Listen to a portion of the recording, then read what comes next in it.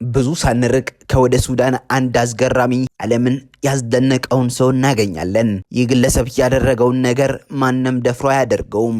እጅግ የሚደንቅና ለማመን የሚከብድ ጀብድ የሰራ ሰው ነው። ይህ ሱዳናዊ ግለሰብ የ11 አንበሶችን ሕይወት ከሞት ማትረፍ የቻለ ሰው ነው።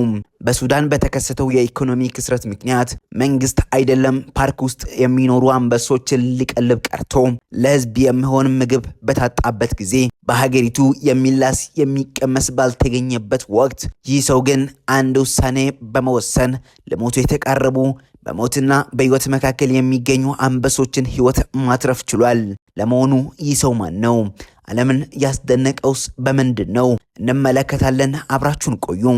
ምናልባትም ለዚህ ቻናል አዲስ ከሆናችሁ ሰብስክራይብ በማድረግ ቤተሰብ ይሁኑ። እንዲሁም ቪዲዮን ሲጀምሩ ላይክ ማድረጋችሁንና ሐሳብ አስተያየታችሁን በኮሜንት መስጫ ሳጥን ላይ ማስቀመጣችሁን እንዳትረሱ። I'm Osman and I love lions. When I first saw the lions, it just made me so angry and so upset. I thought to myself that I have to do something. Something really needs to be done and done fast because it's completely unacceptable. I couldn't believe what I saw. Why is no one feeding the lions? እንደዚህ አይነት ደግ ሰው ምናልባትም ከዚህ በፊት አይተነው ሰምተነው ላናቀው እንችላለን። ብዙ ያደረገ ብዙ ዋጋ የከፈለ ነገር ግን ብዙ ያልተወራለት ሰው ነው። ኦስማን ይባላል። ሱዳናዊ ዜጋ ነው። በተፈጥሮ የዱር አራዊቶችን የሚወድ አይነት ሰው፣ አንበሳን ደግሞ ከሁሉም አራዊቶች አብልጦ እንደሚወድ ይናገራል። እንደ አጋጣሚ አንድ ቀን ከልጁ ጋር የሚወደውን አንበሳ ለመጎብኘት ወደ ፓርክ ሲሄድ በጭራሽ ያልጠበቀውን ነገር ተመለከተ።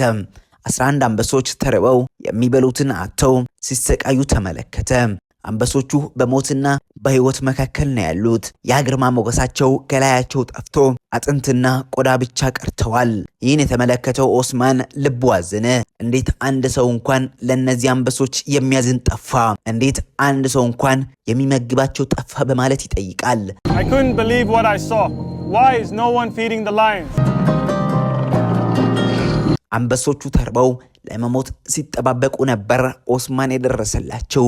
የመራባቸው ምክንያት በሱዳን የተከሰተው ድርቅና የኢኮኖሚ ክስረት ነበር። ከሰው ተርፎ ለአንበሶች የሚመደብ ገንዘብ የሚንከባከባቸውም ሰው አልነበረም። የአንበሶቹን መጎዳት የተመለከተው ኦስማን አንድ ነገር አሰበ። ለአንበሶቹ ምግብ የሚሆን ገንዘብ ለፓርኩ በመስጠት የአንበሶችን ሕይወት ለመታደግ አሰበ።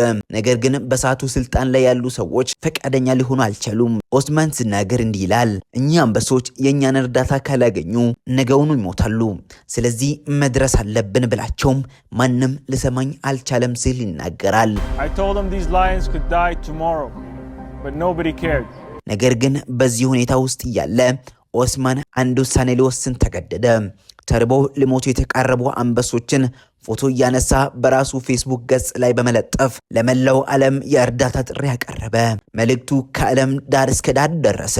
ከአሜሪካ እስከ አውሮፓ፣ ከኢሲያ እስከ አውስትራሊያ ከተለያዩ ዓለም አቀፍ መልእክት ደረሰው። እጅግ በሚደንቅ ሁኔታ የዓለም ሕዝብ የእርዳታ ጥሪውን ተቀበለ። የኦስማን ውሳኔ ፍሬ አፈራ። በሺዎች የሚቆጠሩ ዶላር መሰብሰብ ቻለ። በአካባቢው የሚኖሩ በጎ ፈቃደኞችን ሰብስቦ አንበሶችን መንከባከብ ጀመረ። አሁን ላይ ኦስማን የተለያዩ የዱር አራዊቶችን ሰብስቦ የራሱን ፓርክ ገንብቶ ይንከባከባቸዋል። ለእነኚህ እንስሳቶች ድምጽ የሚሆንላቸው የለም። ስለዚህ እኛ ድምጽ መሆን አለብን። እኛ ካልተንከባከብናቸው፣ እኛ ካልመገብናቸው፣ እኛ ካልጠበቅናቸው ማንም የሚንከባከባቸው፣ የሚጠብቃቸው፣ የሚያበላቸው፣ የሚያጠጣቸው የለም ይላል። These animals don't have a voice. We need to be their voice for them. We need to take care of them. We've been building the sanctuary for 8 to 9 months, and now we're starting to move all the lions to our place. Here they can run, they can play, they can enjoy life, and yes, they can eat as much as they want. He is also helping hyenas, monkeys, wildcats, deers, and many more animals.